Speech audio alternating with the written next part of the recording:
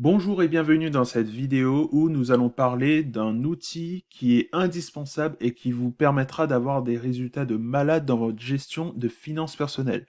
Alors avant de commencer, je vous invite à mettre dans les commentaires les sujets qui pourraient vous intéresser pour, en termes de finances personnelles pour que je puisse adapter mon contenu et répondre à vos questions dans des futures vidéos ou dans des futurs articles de blog. Donc, n'hésitez pas à mettre dans les commentaires vos questions et les sujets qui pourraient vous intéresser. Un petit like si vous voulez bien, ça pourrait aider pour le référencement et faire monter la chaîne également, étant donné qu'elle est toute nouvelle. Donc, on attaque tout de suite sur cet outil indispensable dans vos finances personnelles que j'appelle le bilan financier. Il vous est sûrement arrivé de penser que vous pourriez épargner plusieurs dizaines, voire plusieurs centaines d'euros en fin de mois et être tout fier de votre exploit durant le mois et entre-temps, voir une petite dépense passer sur vos comptes, une dépense qui passe chaque mois mais que vous aviez sûrement oublié. Alors le bilan financier sert à pallier ce genre de problème, c'est-à-dire vous aurez sur un document toutes vos ressources, tous vos revenus et toutes vos dépenses. Impossible d'oublier une seule dépense dans le mois. Et le gros avantage de ce document, c'est que vous pourrez tout anticiper. Étant donné que vous connaissez toutes vos dépenses et tous vos revenus, vous pourrez connaître à chaque mois toute votre capacité d'épargne, à chaque fois. Donc c'est là la puissance d'un vrai bilan financier et il offre beaucoup d'avantages d'avoir un tel document dans ses ressources pour gérer ses finances personnelles. Il existe trois raisons pour lesquelles vous devez avoir un tableur financier. Le premier, c'est le fait d'avoir une visibilité totale sur vos finances. Alors, il vous est sûrement arrivé d'aller sur vos comptes et de voir un petit peu le brouhaha que c'est là-dedans. C'est-à-dire, vous avez une dépense par-ci, vos revenus qui tombent, une autre dépense. Alors, bon, généralement, on a plus de dépenses que de revenus, mais voilà, c'est un peu l'idée, c'est un peu le désordre, on s'y retrouve pas, on ne sait pas quelles dépenses sont fixes, lesquelles sont variables, qu'est-ce qui correspond à quoi, et c'est difficile à se repérer. Avec un bilan financier, tout est organisé, tout est ordonné. Vous avez d'un côté vos revenus, de l'autre côté chaque catégorie de dépenses. Ensuite, vous avez les épargnes et le patrimoine. Et c'est ça la vraie valeur d'un bilan financier. Et justement, cela va nous permettre de prendre les bonnes décisions pour nos finances. En fonction de l'état de vos finances, vous allez choisir sûrement de mettre de côté ou d'investir. Et j'ai pas mal de questions comme ça qui me reviennent sur Instagram. C'est est-ce que je dois utiliser mon épargne pour solder mes dettes? Est-ce que je dois investir? Et si je solde mes dettes, j'aurai plus d'épargne de précaution, mais j'augmenterai ma capacité d'épargne et ainsi de suite, ainsi de suite. Et seul le bilan financier vous permettra de prendre des décisions correctes et de voir directement l'impact sur vos finances personnelles. De voir si c'est une bonne décision, si vous devez revoir vos calculs ou si vous devez foncer. Donc, avec cet outil, vous pourrez prendre des décisions sans prendre réellement de risques. Et enfin, vous pourrez commencer à vous lancer dans des projets financiers beaucoup plus facilement, étant donné que vous savez d'où vous partez. Il n'y a rien de plus illogique que de se lancer sans savoir où on en est aujourd'hui. C'est comme si quand vous lâchez dans une forêt avec une carte et un emplacement à rejoindre et vous ne savez même pas d'où vous partez. C'est sûr, vous allez sûrement arriver à un moment donné à la destination à force d'essayer des chemins, vous tromper, passer par un autre chemin et ainsi de suite. Mais ça vous prendra beaucoup plus de temps, beaucoup plus d'énergie et vous allez sûrement vous décourager avant la fin. Alors que si vous savez d'où vous partez, ce sera peut-être un peu plus fun, ce sera plus rapide, ou sinon vous éviterez les chemins qui sont beaucoup plus risqués, ou vous prendrez un peu plus de temps pour admirer le paysage. C'est en fonction de ce que vous souhaitez. Vous aurez le contrôle. Donc voilà les trois éléments, les trois raisons pour lesquelles vous devez avoir un bilan financier. C'est le fait d'avoir un réel visuel sur l'état de vos finances, de pouvoir prendre les bonnes décisions et enfin de pouvoir commencer correctement un projet financier. Voyons maintenant les éléments qui devront apparaître dans votre bilan financier. Vous l'aurez deviné, le premier, ce sont les revenus. Alors moi, je vous invite à tout lister, absolument tout, que ce soit le salaire et les bénéfices si vous êtes salarié ou auto-entrepreneur, le loyer si vous investissez dans l'immobilier, les dividendes si vous investissez en bourse, les quelques ventes que vous faites si vous vendez des petites babioles, les aides de l'État ou les pensions, et bien sûr, il existe bien d'autres types de revenus. Certains vendent des e-books sur Amazon, d'autres vendent... ça va dépendre de plein de choses, ça va dépendre de vos revenus, justement. Et donc, listez tout dans votre bilan financier pour qu'on puisse prendre ça comme base et savoir combien précisément vous pourrez épargner chaque mois et est-ce que vous vivez au-dessus ou en dessous de vos moyens. Deuxième élément qui devra apparaître dans votre bilan financier, ce sera les dépenses. Alors, il existe 4 catégories de dépenses.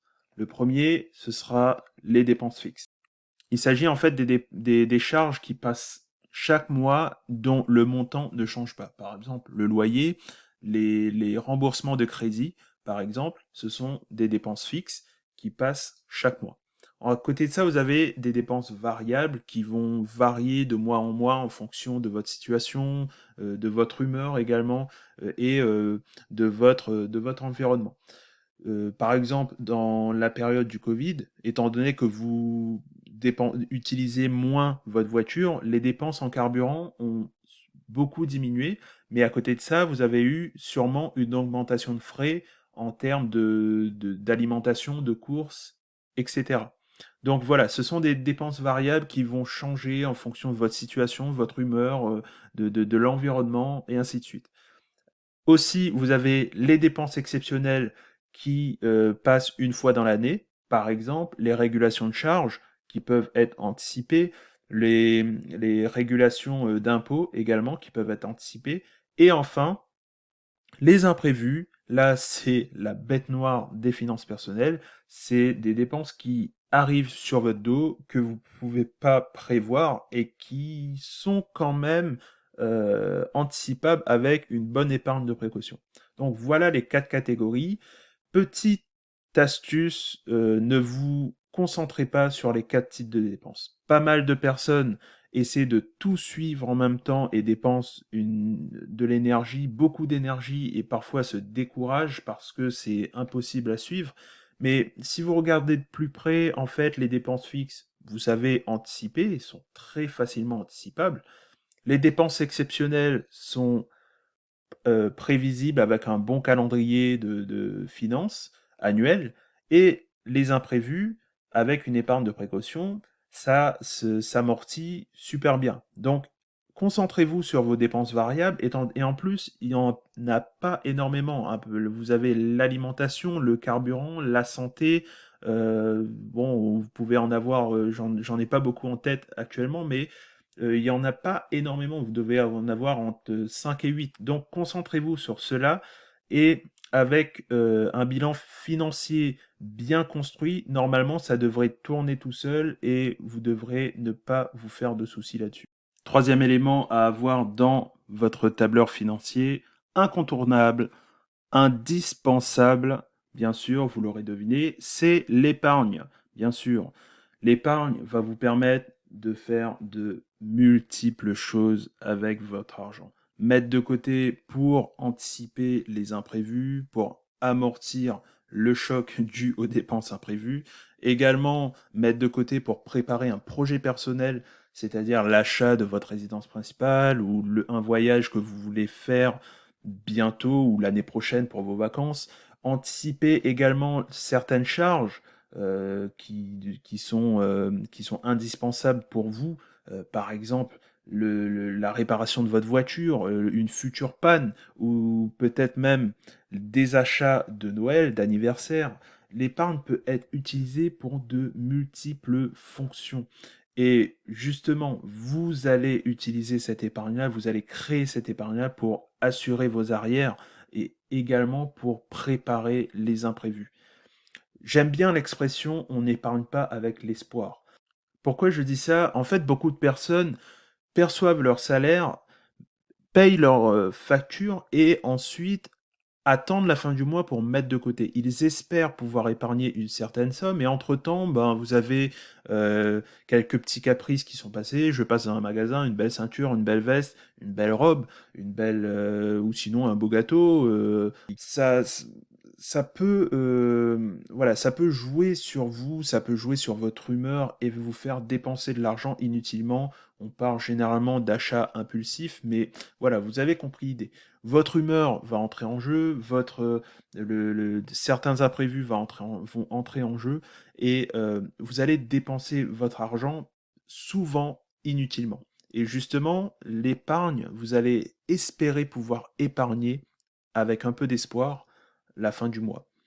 Et finalement, très souvent, vous allez épargner bien moins que si vous auriez mis de côté au moment où vous percevez votre salaire. Si vous avez recherché un peu quelques notions sur l'argent avant de voir cette vidéo, vous avez sûrement entendu parler de l'expression se payer en premier. Et ça rejoint un peu l'expression on n'épargne pas avec l'espoir. C'est mettez l'argent de côté au moment où vous percevez votre salaire. Payez-vous avant de payer vos factures. C'est avant tout, c'est penser à vous avant tout. Et avec le bilan financier, c'est tout à fait possible étant donné que vous avez sur le même document vos revenus et vos dépenses. En faisant une simple soustraction, vous pouvez savoir combien vous pouvez épargner et donc mettre cette somme de côté sans risquer de vous retrouver à découvert ou du moins si vous avez un petit peu peur, vous ne mettez pas toute la somme de côté, vous mettez 80 ou 50% et vous avez une petite marge de manœuvre pendant le mois en cas de petite caprice ou en cas de dépenses imprévues, prélèvement automatique imprévu. Et voilà, ça vous permettra de dormir sur vos deux oreilles et de ne pas trop stresser. Le dernier élément qui devra apparaître sur votre bilan financier, ce sera le patrimoine. Maintenant que vous avez défini vos revenus, vos dépenses et votre épargne, le mieux c'est de faire également évoluer votre patrimoine. Alors, à côté de ça, vous avez le patrimoine actif. D'abord, par exemple, on peut prendre l'immobilier si vous investissez dans les biens immobiliers, la bourse si vous avez des actions et des obligations, les crypto-monnaies ou autres.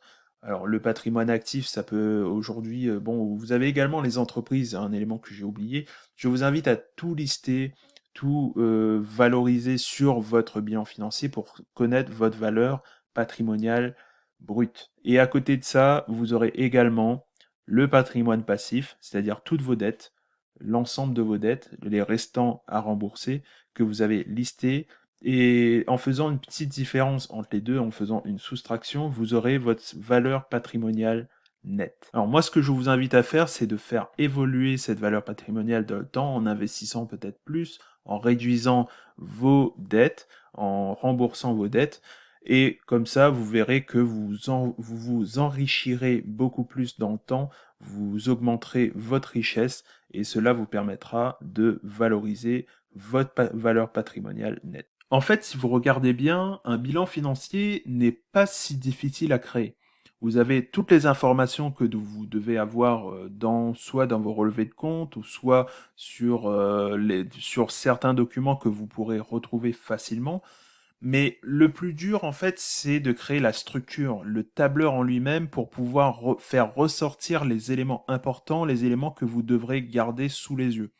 Et si vous le souhaitez, je vous offre un tableur financier dans la description qui est déjà très bien optimisé, que j'utilise moi-même, et qui vous permettra d'avoir une visibilité totale sur vos finances personnelles, sur votre patrimoine et sur vos revenus, sur vos dépenses, etc., qui vous fera gagner un temps considérable dans la gestion de vos finances et vous permettra de prendre les bonnes décisions en surveillant l'impact de chaque décision sur vos finances personnelles. Et bien sur ce, je vous remercie d'avoir regardé cette vidéo jusqu'au bout. N'hésitez pas à me dire dans les commentaires ce que vous en avez pensé, des éléments qui seraient à retravailler dans la vidéo et des éléments que vous avez aimés. C'est toujours bien de dire ce qui va bien également.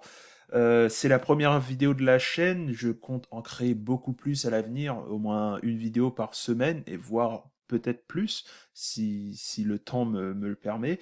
Mais ça fait un moment que je voulais lancer cette chaîne YouTube pour pouvoir communiquer d'une autre façon. Avant, j'avais Instagram et mon blog, n'hésitez pas à aller faire un tour si vous le souhaitez. Et aujourd'hui, pour moi, c'est un nouveau canal de communication pour toucher beaucoup plus de personnes, communiquer beaucoup plus sur l'intérêt et l'importance des finances personnelles. Je vous remercie en tout cas de me soutenir encore une fois. N'hésitez pas à montrer votre soutien également en laissant un petit pouce bleu sur cette vidéo. Ça fait toujours plaisir. Je vous souhaite une bonne gestion de votre argent. Prenez soin de vous, de votre santé et surtout, gardez vos finances actives. Salut!